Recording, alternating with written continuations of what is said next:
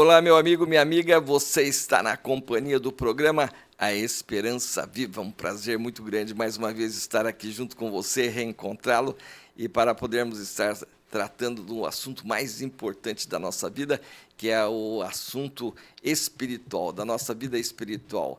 Buscai primeiro o reino de Deus, disse Jesus, e buscando o reino de Deus e a sua justiça. Nós estamos aqui com esse propósito de estarmos sempre procurando em primeiro lugar o reino de Deus e a sua justiça, e todas as demais coisas nos serão acrescentadas, disse Jesus. Isso que é importante, que se buscarmos em primeiro lugar o reino de Deus, as demais coisas nos serão acrescentadas, e por isso, então, nós não podemos deixar a vida espiritual em segundo plano, ela tem que estar sempre em primeiro plano na nossa vida, e o grande erro que a maioria das pessoas cometem é isso, sempre estão preocupados com as coisas aqui da terra, com as suas preocupações pessoais, e vai deixando a vida espiritual de lado, e isso é um problema muito sério que acarreta grandes problemas para o futuro. E quanto mais nós estivermos com esse problema resolvido, o nosso futuro está mais na paz de Deus, que é o que Jesus diz, na sua sabedoria: a minha paz vos dou, não vou lá dou como o mundo a dá. É assim que nós temos que estar tratando o assunto espiritual para podermos desfrutar da nossa vida da melhor maneira possível. E então, nesse sentido é que nós temos o prazer de estar aqui sempre com você, para podermos estar conversando a respeito desse assunto, que traz para nós a alegria da vida, nos traz a vitória sobre a morte. Essa é a que nós temos que buscar com todo afinco, porque é a nossa maior inimiga, e ela pode ser derrotada pelo trabalho que Jesus realizou ali na cruz do Calvário por nós. Nesses 3 anos que ele ficou aqui, nos ensinou o caminho da salvação, o caminho da vida eterna, e nós temos que segui-lo. É ele que ensinou e mostrou que ele tem o poder sobre a morte. Ele disse que iria morrer por nós, 3 dias depois ele iria ressuscitar, e ele realmente ressuscitou. Ele é o único homem que deixou o seu túmulo vazio. Todas as pessoas vão lá em Israel, vão ver o túmulo de Jesus que se encontra vazio, enquanto todos os outros mestres estão lá, seus ossos, seus restos mortais estão lá, mostrando que eles tiveram uma sabedoria, mas não foi a sabedoria completa como a de Jesus Cristo, que foi perfeita. Então, neste programa aqui, nós queremos dividir com você o texto que está lá em Mateus capítulo 27, que fala sobre a crucificação de Jesus e os 2 ladrões ali do lado, conversando com Jesus. Então, é este texto que nós vamos nos basear para podermos estar conversando a respeito do assunto e dele tirarmos lições que venham realmente nos orientar. Então diz lá Mateus capítulo 27, a partir do versículo 33, ele diz assim: e chegando a um lugar chamado Gólgota, que significa lugar da caveira, deram-lhe a beber vinho com fel, mas ele, provando, não quis beber. Depois de o crucificarem, repartiram entre si as suas vestes, tirando a sorte. E, assentados ali, o guardavam. Por cima da sua cabeça, puseram escrita a sua acusação: este é Jesus, o Rei dos Judeus. E foram crucificados com ele 2 ladrões, um à sua direita e o outro à sua esquerda. E lá em Lucas capítulo 23, versículo 39 e 40, fala desse diálogo dos marginais aqui com Jesus. Um dos malfeitores crucificados blasfemava contra ele, dizendo: não és tu o Cristo? Salva-te a ti mesmo e a nós também. Respondendo-lhe o outro, repreendeu-o, dizendo: nem ao menos temes a Deus, estando sob igual sentença? Nós, na verdade, com justiça, porque recebemos o castigo que os nossos atos merecem, mas este nenhum mal fez. E acrescentou: Jesus, lembra-te de mim quando vieres no teu reino. Jesus lhe respondeu: em verdade te digo que hoje estarás comigo no paraíso. Já era quase a hora sexta, e escurecendo-se o sol, houve trevas sobre toda a terra até a hora 9. E rasgou-se pelo meio o véu do santuário. E então Jesus clamou em alta voz: Pai, nas tuas mãos entrego o meu espírito, e dito isto, expirou. Então, meu amigo, minha amiga, vemos aqui os últimos momentos de vida de Jesus, morrendo ali na cruz, sendo crucificado, sofrendo aquela punição injusta, porque Pilatos mesmo quis soltar Jesus várias vezes, dizendo: eu não vejo nele crime nenhum. E ele sabia que a morte de Jesus, que estava sendo cogitada, era por inveja do sumo sacerdote, por inveja dos sacerdotes, que Jesus arrastava as multidões e ensinava, enquanto eles mesmos não queriam saber de ensinar o povo, e Jesus acusava eles de que eles estavam fazendo da casa de Deus, do templo, um covil de ladrões e assaltantes. E por isso, então, eles ficaram irritados com Jesus e queriam a sua morte, porque ele denunciava que eles, apesar de serem sacerdotes, tinham a responsabilidade de ensinar o povo a palavra de Deus, mas eles estavam mais interessados em riquezas materiais do que ensinar o povo a palavra de Deus. Por isso, então, que eles, com inveja de Jesus, entregaram Jesus para ser morto pelo governador romano, Pôncio Pilatos. E Pôncio Pilatos acabou entregando Jesus à crucificação, porque os sacerdotes, que eram os israelitas, eles acusavam Jesus de que Jesus se apresentava como rei dos judeus. Eles disseram que tinha outro rei, que era o César, o imperador romano. Por isso, então, Pôncio Pilatos, que era funcionário do Império Romano, acabou entregando Jesus para a crucificação. E agora, então, o que nós temos que ver aqui, importante na morte de Jesus, é a presença desses dois homens aqui, que são malfeitores, são tratados aqui como ladrões, que realmente estavam ali ao lado de Jesus, morrendo, sendo julgado pela lei dos homens, e realmente um deles fala que eles estão ali porque eles merecem, né? Nós, na verdade, com justiça, porque recebemos o castigo que os nossos atos merecem, mas este nenhum mal fez. Um dos ladrões estava ali do lado, incentivando Jesus, né, instigando Jesus a descer da cruz. Ele se apresentava com o seguinte argumento, blasfemando contra ele, dizendo: não és tu o Cristo? Salva-te a ti mesmo e a nós também. Esse homem aqui, na verdade, ele queria ser salvo realmente ali daquela cruz, instigando Jesus a provocar realmente a libertação, mas só que ele queria voltar ao crime novamente, que é o que acontece com muitas pessoas que também, que quando estão enfermos, procuram a Deus, procuram a Jesus para serem curados, buscam com todos os afincos, mas muitas vezes eles querem apenas a cura e não se curvar ao Deus da cura. Eles querem ser curados para voltar para os seus atos pecaminosos, para voltar para os seus crimes, para voltar para os seus pecados. E era o caso desse daqui. Enquanto que o outro personagem aqui, ele realmente reconheceu o erro dele, ele estava aqui sofrendo a punição dos seus pecados e reconhecendo o seu erro e reconhecendo que Jesus estava ali injustamente, quando ele diz para o outro ladrão, dizendo assim: nem ao menos temes a Deus, estando sob igual sentença?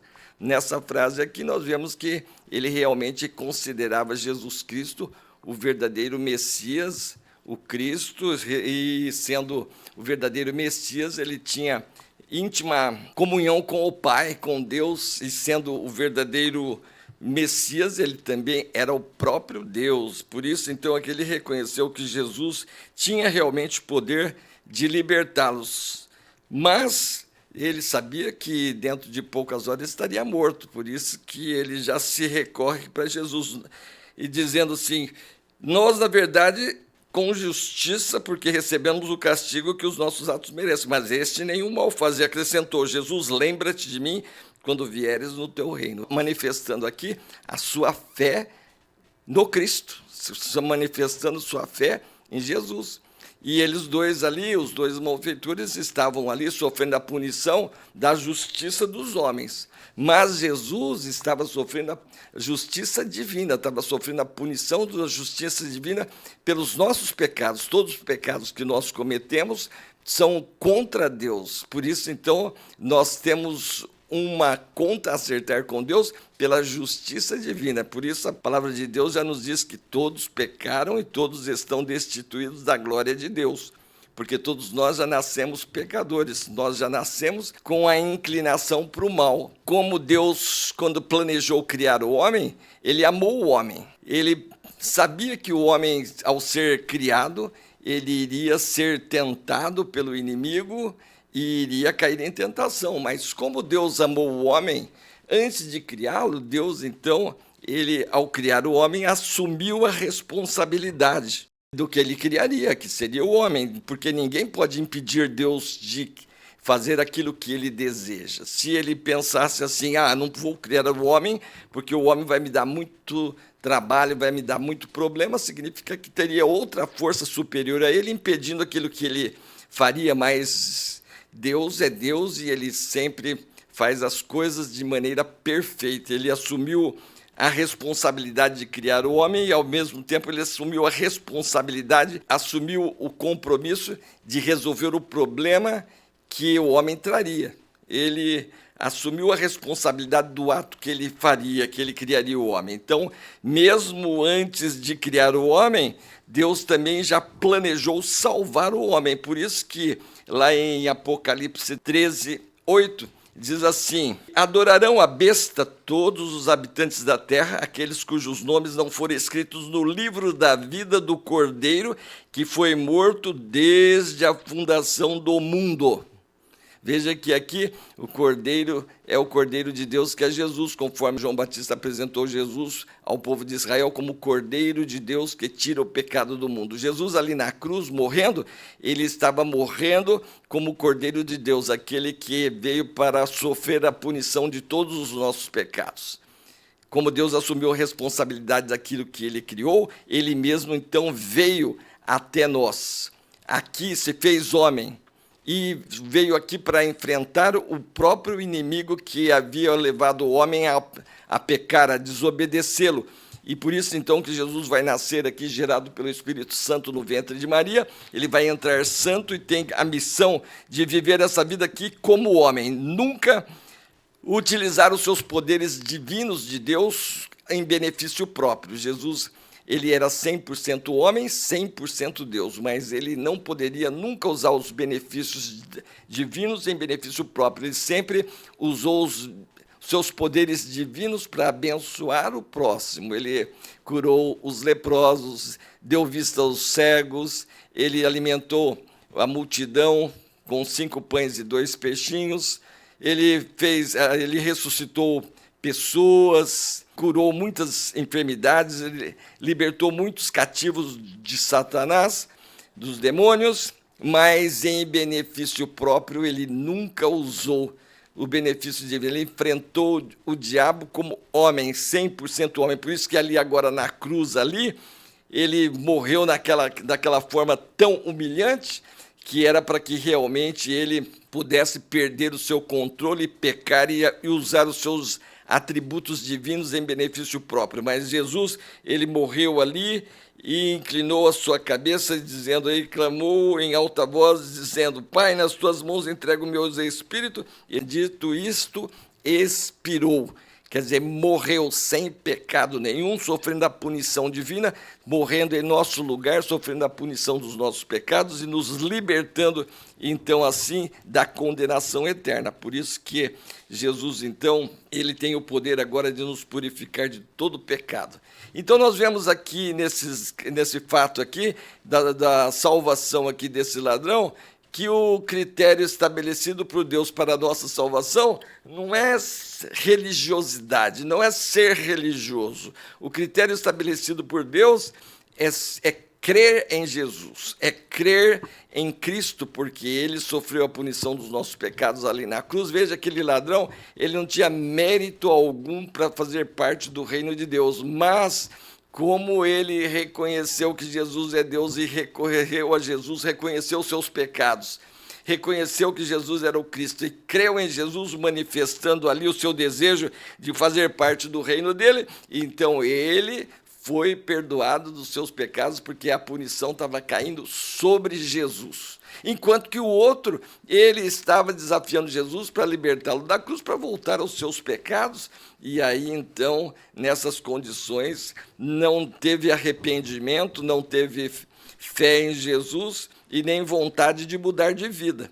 Por isso, então, ele não foi salvo. E então podemos ver aqui que o critério estabelecido para a salvação não é religiosidade, não é fazer parte de uma instituição religiosa que vai chegar a nos dar a salvação. O critério estabelecido é crer em Jesus. Muitas pessoas estão enganadas achando que vão ser salvos porque pertencem a tal instituição religiosa. E isso jamais vai acontecer, porque instituição religiosa nenhuma morreu por nós, derramou seu sangue para nos purificar de todos os nossos pecados. Por isso, então, o critério realmente é ser crente em Jesus Cristo, é ser um verdadeiro seguidor de Cristo, é obedecer a palavra de Deus, conforme Jesus diz lá em João 5,24. Na verdade, vos digo, quem ouve a minha palavra e crê naquele que me enviou, tem a vida eterna, não entra em juízo, mas já passou da morte para a vida. E é exatamente esse ponto, prezado amigo, prezada amiga, a partir do momento que nós cremos em Jesus, como que aconteceu com aquele ladrão, ele já foi perdoado e já passamos das trevas do pecado para o reino de Deus. Isso tem que acontecer antes de nós partirmos para a eternidade. Tem que acontecer na sua vida hoje. Por isso, quanto mais cedo nós resolvermos esse problema com Deus, aí então nós já temos paz com Deus, estamos preparados para viver essa vida com toda a nossa tranquilidade, sendo que nosso pior inimigo, nossa pior inimiga já está derrotada, que é a morte. Assim, todo aquele que realmente crê em Jesus, ele tem a convicção de vida eterna, porque ao sermos perdoados dos nossos pecados, o Espírito Santo, ele já faz parte da nossa vida, ele vem confirmando com o nosso espírito que já somos filhos de Deus, e assim, então, já confirmando que nós já pertencemos ao reino de Deus. O reino de Deus começa aqui nesta vida. Nosso único mediador entre Deus e os homens é Jesus Cristo, conforme está lá em 1 Timóteo 2,5. Há um só Deus, um só mediador entre Deus e os homens, Cristo Jesus, homem. É só Ele. Ele é a verdadeira religião. A verdadeira religião é uma pessoa viva, não é uma instituição religiosa. É Ele que nos coloca para dentro do reino de Deus, nos dando o dom da vida eterna. E assim, apóstolo Pedro, orientando lá os cristãos dos seus dias, na sua epístola, lá no capítulo 3, versículo 13, ele diz assim: mas nós, os que cremos em Cristo, segundo a sua promessa, aguardamos novos céus e nova terra em que habita a justiça. Essa é a esperança de todo verdadeiro cristão. Aguardamos novos céus e nova terra em que habita a justiça. Um mundo completamente diferente desse que nós conhecemos aqui. E assim, meu amigo, minha amiga, eu espero que você realmente creia em Jesus. E crendo em Jesus, você vai ter a nova vida. Você vai ter a nova natureza. Daí você vai compreender e você vai conseguir saber distinguir entre a falsa instituição religiosa e a verdadeira instituição religiosa, que é a verdadeira igreja de Jesus. Somente depois de conhecer a Jesus, passar por essa mudança e o Espírito Santo chegar na sua vida, é que você vai ter condições de saber escolher a verdadeira instituição religiosa, a verdadeira igreja de Jesus, para poder lutar juntamente com aqueles demais irmãos que frequentam ali, para levar essa mensagem a outras pessoas que ainda não conhecem a Deus, mas que desejam também participar do seu reino.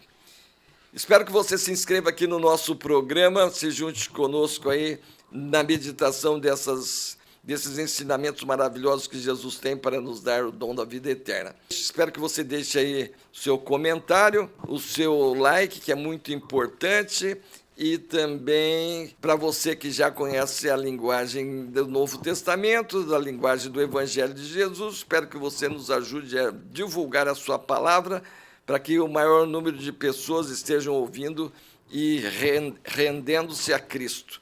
Quanto maior o número de salvos aqui no nosso país, mais Deus presente para cuidar da nossa terra, sarar a nossa terra e levar o coração do rei para onde for necessário, para que as riquezas geradas pelo nosso povo sejam abençoadas e voltem para o nosso benefício. Espero encontrar você no próximo programa. Até lá!